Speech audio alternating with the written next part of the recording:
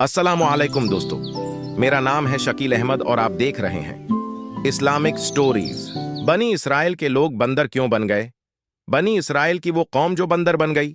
ये वाकया हजरत दाऊद अलैहिस्सलाम के अहद में पेश आया, जब एक कबीले ने कौम बनी इसराइल से अलहिदा होकर दरिया के किनारे अपने रहने के लिए मकान बना लिए और वहीं आबाद हो गए। इन लोगों ने अक्सर काम अहकाम तौरात के खिलाफ शुरू कर दिए थे। उनमें एक ये भी था कि अल्लाह ताला ने फरमाया कि वो हफ्ते के दिन मछली का शिकार न किया करें और न ही दुनिया की कोई खरीद व फरोख्त करें। मगर इन लोगों ने कोई परवाह न की और अपनी मन मर्जी से काम लेने लगे।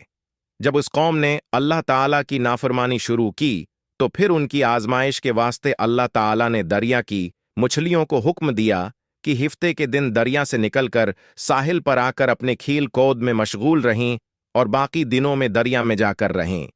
बस अल्लाह ताला के हुक्म से मछलियां हफ्ते के दिन दरिया से निकलकर किनारे पर आकर फिरती रहती और हफ्ते के अलावा दूसरे दिनों में दरिया के अंदर चली जाते।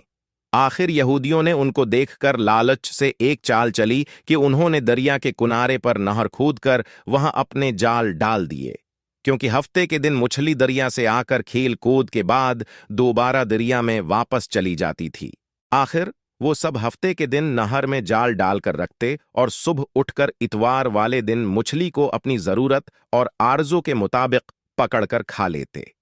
अपनी बड़ी दानशमंदी से काम लेकर अल्लाह को चुकमा देना चाह रहे थे, लेकिन अल्लाह तो उनकी तदबीरों से खूब आगाह था कि वो जैसा कर रहे थे वो अपने लिए अजाब इलाही को दावत दे रहे थे। इन लोगों में तीन फरके बन गए। एक तो उनमें वो लोग थे जो शिकार करते थे, दूसरे लोग वो थे जो बाज आ गए थे और दूसरों को नाफरमानी से बराबर मना करते रहे थे, और तीसरे वो थे जो मना करने से थक गए थे और मना करना छोड़ दिया था। तो अल्लाह के अजाब का दिन आ पहुंचा। एक दिन सुबह को उठे तो एक दूसरों की आवाज ना सुनी, तो दीवार पर चढ़कर देखा कि हर घर में बंदर ही बंदर नजर आ रहे हैं, और उनकी कैफियत ये थी कि वो आदमी को पहचान कर अपने कराबत वालों के पांव पर अपना सर रखते और पांव चाटने लगते। बलाखिर वो अल्लाह के उस अजाब से 3 दिन में सब के सब मर गए।